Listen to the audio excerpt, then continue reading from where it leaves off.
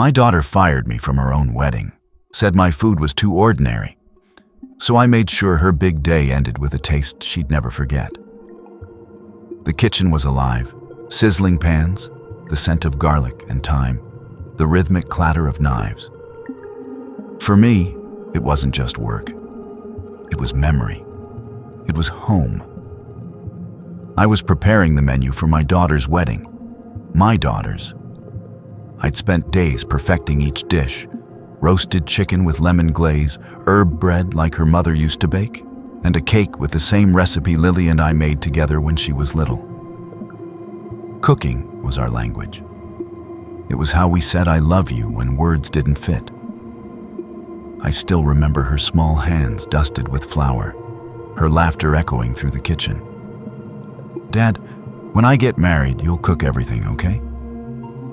I'd promised her then, and I kept that promise. Until that morning. The kitchen door swung open. A young man in a sharp suit, not one of my chefs, stood at the threshold with a clipboard in hand. "Mr. Brooks?" I turned, still holding the spoon. "Yes?" He hesitated, avoiding my eyes. "I'm afraid there's been a change in the catering arrangement. The bride has requested a new team, effective immediately." I blinked. "What?" "The bride wanted something different," he said, voice low. "Something more upscale." I laughed once, a dry sound. "She is the bride, my daughter, and this is her father's kitchen." He looked uncomfortable. "I'm sorry, sir, but I've been instructed to ask for your apron and keys." The spoon slipped from my hand and clattered onto the counter. Instructed? By who? The door opened again, and there she was, Lily, my daughter, my only child, standing there in a white silk blouse, clipboard in hand, her hair styled perfectly, her expression calm, distant. "Dad," she said softly, "please don't make this harder than it already is." My chest tightened. "So, this was your idea?" She nodded slightly. "Alex and I, we just wanted something more elegant, more refined. You understand, right?" Elegant. Refined. Words that cut sharper than any knife I'd ever held. I stared at her, searching for the girl who used to sneak cookie dough when she thought I wasn't looking. She fired me, I thought, from her own wedding. "I taught you to cook before you could spell your name," I said quietly. "You learned to measure by instinct, not by rules. You learned flavor from love." "I know," she said, her tone polite but firm. "But this is a big event, Dad. We just want everything to look professional." Professional. Another knife. She didn't even look me in the eye when she said it. The manager cleared his throat. "Mr. Brooks, if you could please," I cut him off. "Don't." Then I looked at her, my daughter. And for the first time, I saw a stranger. I untied my apron slowly, folded it, and placed it on the counter. The same counter where she once spilled milk and laughed until her stomach hurt. "Of course," I said finally. "Wouldn't want to embarrass you with something ordinary." Her lips parted, as if she wanted to stop me. But pride, or shame, kept her quiet. I walked out without another word. Outside, the rain had started to fall. Heavy drops splattered across my coat as I stepped into the alley behind the restaurant. The smell of the kitchen faded, replaced by wet asphalt and exhaust. I stopped under the flickering neon sign that read, "Brooks and Daughters Catering." That name used to mean something. I had built it with my hands, with her laughter, with love. Now it was just a brand she wanted to wash clean. I looked through the kitchen window one last time. The new chefs were already setting up, young, confident, sterile. They didn't know they were standing in a room built from my life. I turned away. The rain mixed with tears I wouldn't admit to. "They didn't just fire me," I whispered. They erased me from the meal, like I'd never fed her in the first place. You can't raise someone on love and expect them not to choke on greed. I fed her with my hands, built her future with my knife and pan. And somewhere along the way, she forgot what food and family really meant. Long before the wedding invitations, long before the word elegant became a weapon, there was just the two of us. Me, my daughter Lily, and the kitchen. Our restaurant sat on the corner of a small seaside town, Brooks Family Diner. The kind of place where the menu never changed, the customers came in barefoot from the docks, and the air always smelled of butter, coffee, and salt. Lily used to run through the tables after school, a little whirlwind of flour and laughter. Her mom, Anna, would stand by the counter, hair tied up, smiling as if she'd bottled sunlight. I still remember that sound, the sound of them laughing together. It could drown out the clatter of every dish. But when Anna got sick, the laughter stopped. And when she passed, it was just me and Lily. For a while, I didn't know how to be both father and mother. So I did what I knew best. I cooked. Every night, I'd make something new. Pancakes with extra vanilla, stew the way Anna used to love, cookies with too much sugar because Lily liked them soft. And in that kitchen, between the smell of bread and the sound of the oven timer, we built something stronger than words. "Dad," she used to say, standing on a stool beside me, "when I get married, you'll cook for my wedding, right?" I'd laugh. "You won't be able to afford me by then." She'd grin. "I'll pay you in hugs." For years, that was our promise. Simple, warm, real. But time changes flavor. When Lily went off to college, she studied culinary arts. I was proud until she came home after her first semester. She wrinkled her nose at my stew and said, "Dad, this is heavy. Don't you know about presentation?" She talked about plating, molecular gastronomy, and fine dining. Words that didn't belong in my kitchen.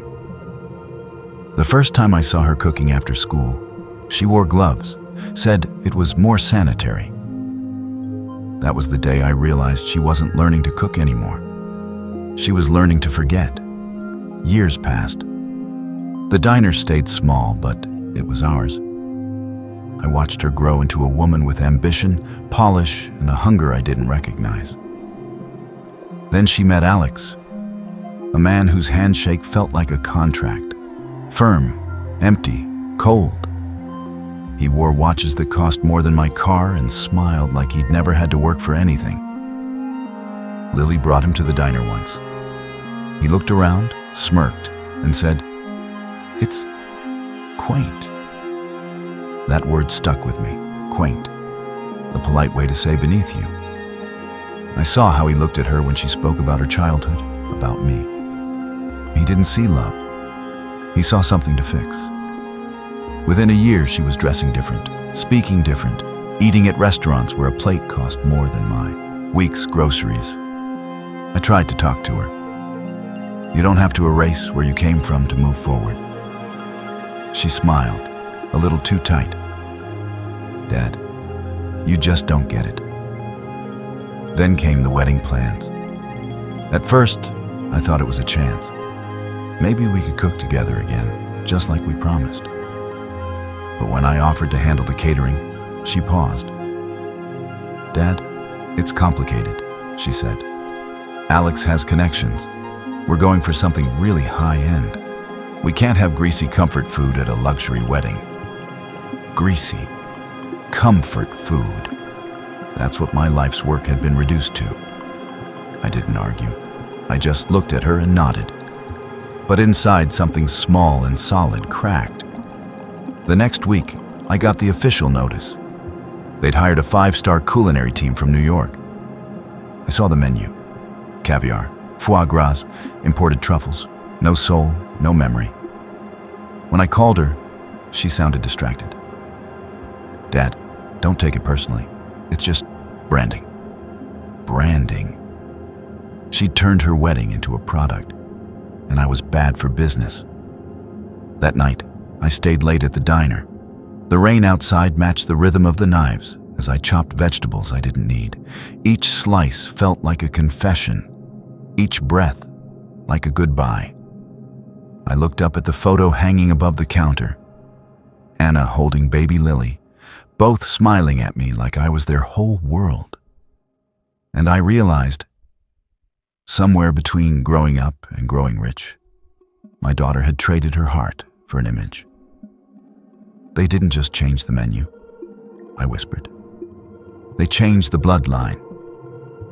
I took off my apron, the same one Anna had sewn years ago, with a small patch that said, Dad's Kitchen.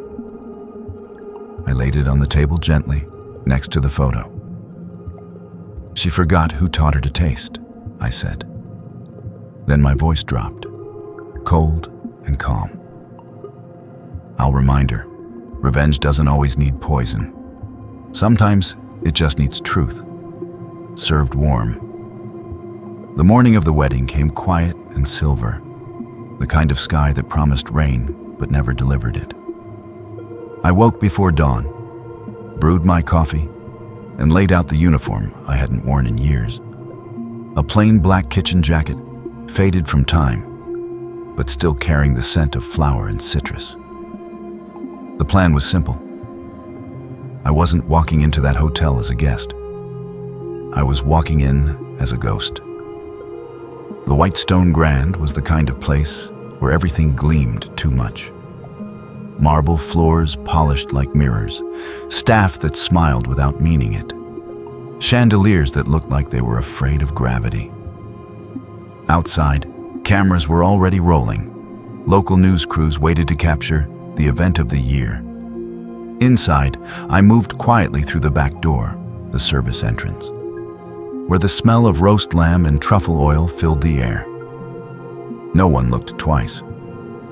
To them, I was just another catering assistant in a black jacket and white gloves.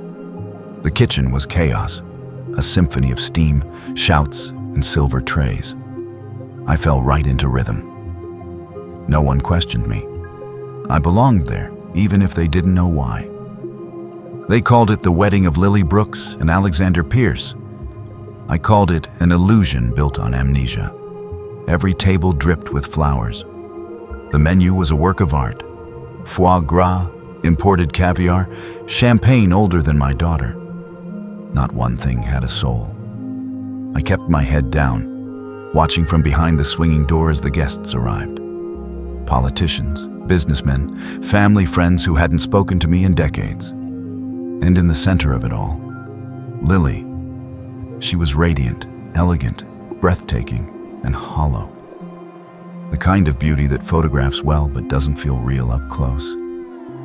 Beside her stood Alex, perfect posture, polished grin, the man who turned her into a product.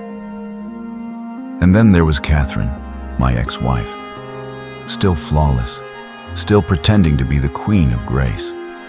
The woman who once told me, "You'll never make it past small-town cooking." Now she was front and center, giving interviews, smiling for cameras, pretending she'd raised Lily all by herself. I watched her from the corner of the kitchen, hands tightening on the edge of the counter. She looked right through the crowd, like she owned it all. Maybe she did, until tonight. That's when I pulled out my secret. Hidden among the dessert trays was a simple cake, no gold leaf, no spun sugar. Just smooth white icing, a thin ribbon of lemon zest along the edge, and 3 sugared flowers. It looked humble beside the main wedding cake, but it didn't need to compete. It had purpose. Inside was my family's old recipe, lemon soul cake, the same one Anna used to make on Sundays, the same one Lily learned to bake at 8 years old. A cake that tasted like home, laughter, and sunlight through a kitchen window. But this one held something else too. Inside, beneath the top layer of cream, I'd baked a message, written in sugar and dark chocolate, that would melt perfectly once sliced. Made with love by the man who taught the bride everything she knows about flavor. A confession, a reminder, a mirror. As the reception went on, I moved silently, refilling glasses, collecting plates, invisible among the noise. When dessert time arrived, the head chef announced the surprise complimentary cake gifted by the catering team. No one suspected a thing. The cake was brought out, soft, glowing under the chandelier light, and placed beside the towering masterpiece of the official dessert. Lily laughed when she saw it. "How sweet," she said. "It looks old-fashioned." Alex smiled, amused. Perfect for the rustic crowd. They didn't know I was standing only a few feet away, watching every movement. When the knife cut through the center, the chocolate letters began to melt, rising to the surface under the heat of the lights. A few guests leaned closer. Cameras zoomed in. Then the words appeared. Clear, dark, and undeniable. Made with love by the man who taught the bride everything she knows about flavor. Silence spread like wildfire. Lily froze. The knife slipped from her hand. Her lips trembled as she read the line again. Whispers rippled through the room. "He's here." Is that her father? She fired him, didn't she? Someone turned toward the kitchen doors, then another, and another. Catherine stood, her face turning pale, her perfect posture cracking under the weight of shock. She hissed something to the event manager, waving frantically. "Cut the cameras!"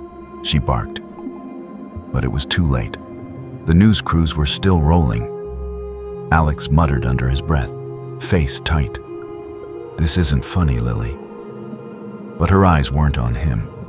They were scanning the room, searching, until they landed on me. I stepped out from the back, calm, deliberate, the crowd parting around me. The lights hit my face, and the whispers turned into stunned silence. The MC stammered, Ladies and gentlemen, it seems..." I didn't let him finish. I looked straight at Lily. She looked at me like she'd just seen a ghost.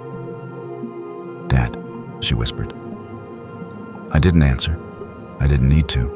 The cake had already spoken. Her eyes filled with tears. Her voice cracked. You made this?" I nodded. "I did." Alex stepped forward, angry now. "This is insane. You can't just..." I cut him off with a quiet tone that sliced sharper than any knife. I taught her everything she knows about food, about flavor, about love. I turned slightly toward the crowd. But I guess some lessons don't stick. The whispers turned louder. Cameras clicked. Catherine's voice broke through the chaos. "Security! Get him out!" But no one moved. The audience wasn't seeing a disruption anymore. They were seeing truth. Lily took a step forward, her tears cutting through the makeup she'd spent hours perfecting. "I'm sorry," she said under her breath. "I didn't mean..." I smiled faintly. "I know." Then I looked around at the glittering tables, the fake laughter, the champagne that suddenly tasted bitter in everyone's mouths. In that moment, I thought, the truth didn't need a microphone. It just needed taste. The chaos swelled, Catherine shouting, Alex grabbing her arm, the guests whispering, half horrified, half thrilled. No one touched the food again. The orchestra stopped playing. The wedding, that grand, polished illusion, began to fall apart piece by piece. I turned and walked back toward the kitchen, taking off my gloves as I went. No one followed. No one dared. Behind me, I could still hear fragments of disbelief. He's the real chef. She fired her own father. And just like that, the music, the laughter, the carefully plated perfection, all of it went cold. That night, the headlines would call it the wedding that ended with a cake. But for me, it wasn't an ending. It was a serving, a dish 20 years in the making. Sometimes justice isn't loud. It's just a room too quiet to swallow another lie. By morning, the story had already escaped the ballroom. Headlines lit up every local paper and news feed. The chef who crashed his daughter's wedding. A father's revenge served sweet. Some called me cruel. Others called it poetic. But the one line that stuck out, the one people couldn't stop repeating, came from a small food blog that posted a single photo of the melted cake under the lights. A father's love, served cold. They didn't know how right they were. For the first time in years, I didn't open the diner that morning. The closed sign hung in the window, fogged from the rain outside. I sat at the counter, nursing a cup of coffee gone bitter from sitting too long.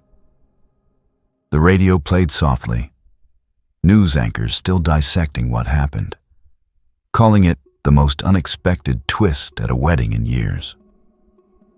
I didn't care about the noise. What mattered was the silence that came after. That silence was mine. By evening, I heard a knock at the door. 3 short taps, hesitant, familiar. When I opened it, Lily stood there, mascara washed away, hair undone, the picture-perfect bride now, just my daughter again. She didn't speak at first, neither did I. The sound of the rain between us was enough. "Dad," she finally said, her voice trembling. "Can I come in?" I stepped aside. She walked in like a stranger walking through a museum of her childhood. Every smell, every photo, every plate on the wall, a reminder of what she'd traded away. Her eyes lingered on the framed picture of the 3 of us, me, her, and Anna. Flour on our faces, smiles too wide, too genuine. We both stared at it. Finally, she said, "Why did you do this?" I took a long breath before answering. "Because you forgot the difference between a recipe and a family." She frowned through the tears. "I don't understand." I set down the coffee cup. A recipe is about balance: salt, sugar, heat, time.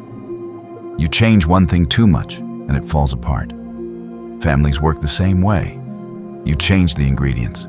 You took out love, added pride, and called it success. Her lips quivered. "I didn't mean to hurt you." I shook my head gently. "You didn't hurt me, Lily. You hurt yourself. You built something that looked beautiful, but it had no flavor left." The words hung in the air, like steam, quiet, heavy, honest. She sank into the chair across from me, tears spilling freely now. I thought I was doing what people expected. Alex wanted everything perfect. Mom always said. I cut in softly. "Your mother wanted you to be kind, not perfect." That broke her. She pressed her hands to her face and sobbed. Not the graceful kind of crying, but the real kind. The kind that sounds like something breaking inside. For a moment, I wanted to reach across the counter, to comfort her, to take back the pain. But that wasn't what she needed. She needed to sit in it, to taste it, the bitterness she'd been avoiding all her life. When she finally spoke again, her voice was a whisper. "I'm sorry, Dad." I sighed, the sound more tired than angry. "You don't need to apologize." She looked up, confused. "Just remember," I said, "taste fades. Truth doesn't." Her tears slowed. She nodded, eyes red. But something new flickered there, understanding. We sat there for a long time after that. No shouting, no drama. Just silence and the soft hum of the refrigerator. It wasn't awkward. It was peaceful. The kind of quiet you earn after telling the truth. Before she left, she paused at the door. "Will you ever forgive me?" I gave a faint smile. "Lily, I never stopped." She nodded, exhaling as if the words lifted a weight off her shoulders. When the door closed behind her, I felt the stillness settle back into the room. warm, heavy, honest. Outside, the last light of sunset spilled across the counter, glinting off the old photograph. I picked it up and smiled at the younger versions of us, messy, happy, whole. For years, I said quietly to the photo, I fed her body. I set it back down, the reflection of the diner lights dancing across the glass. That day, I whispered, I finally fed her conscience. They say revenge is sweet, but mine tasted like closure. Weeks passed. The headlines faded, the noise disappeared, and what was once a scandal became just another story people told over dinner. The wedding that never finished turned into rumor, then memory. But silence has a way of bringing things back home. One afternoon, while I was chopping lemons at the diner, the bell over the door rang. I didn't look up at first. I'd gotten used to the quiet visitors who came to ask if I was that chef from the papers. Then I heard her voice. Need a hand? I turned. Lily stood at the door, wearing an apron too big for her, hair tied back the way her mother used to wear it. Her smile was nervous, small, uncertain, but real. I didn't say anything for a moment, just watched her, the way you watch a sunrise after a storm. She walked behind the counter like she'd never left. The place hasn't changed, she said softly. Still smells like lemon and bread. I nodded. Some things aren't supposed to change. She looked around, touching the old photos on the wall, the ones of her mother, of us, of the diner, when it was just 3 tables and a dream. I thought maybe you'd want help, she said, if you'll have me. I handed her a cutting board. Start with the lemons. She smiled, the first genuine one I'd seen in years, and rolled up her sleeves. For a long while, we cooked in silence. The sound of knives hitting the board, the hum of the old oven, the smell of sugar and citrus filling the air. It felt like time itself was breathing again. After a while, she spoke, her voice careful. You really ended the party that day. I glanced at her, the corners of my mouth lifting. No, I said. I ended a performance. She laughed softly, the same laugh I remembered from when she was little. It was the first sound of peace between us. We worked side by side, just like before. Flour on our hands, sunlight spilling across the counter through the cracked blinds. Together, we remade the lemon soul cake. The one that started everything, the one that ended everything. When it came out of the oven, the air filled with that familiar scent, warm, sharp, comforting. She set the cake on the counter, looking at it like it was a memory made real. It's strange, she said quietly. It used to just be a dessert. Now it feels like a truth, I finished. She nodded. Exactly. We cut 2 slices, sat down at the same table where she once did her homework. The first bite was quiet, sweet, tart, soft. It didn't need words. After a while, she said, You know, I used to think revenge was about winning. And now? I asked. She looked at me, eyes steady. Now I think it's about remembering. I smiled faintly. Then maybe you've learned the right recipe. Outside, the sun was setting, spilling orange light through the diner windows, painting everything gold. For a long moment, neither of us moved. The hum of the oven, the smell of lemon, the flicker of dust in the light. It all felt sacred somehow. I looked at her and said softly, Revenge wasn't the dish I served. It was the lesson they needed to taste. She reached across the table and took my hand. And I tasted it too. We sat there as the sun dipped lower, shadows stretching across the floor. The town outside was quiet, the waves from the shore faintly reaching our ears. I could almost feel Anna's presence in that golden light, her laughter and the hum of the kitchen, her peace in the stillness. I turned to Lily, my voice low but certain. "They fired me from their kitchen," I said. "But life let me serve one last meal." She smiled through tears. "And it was perfect.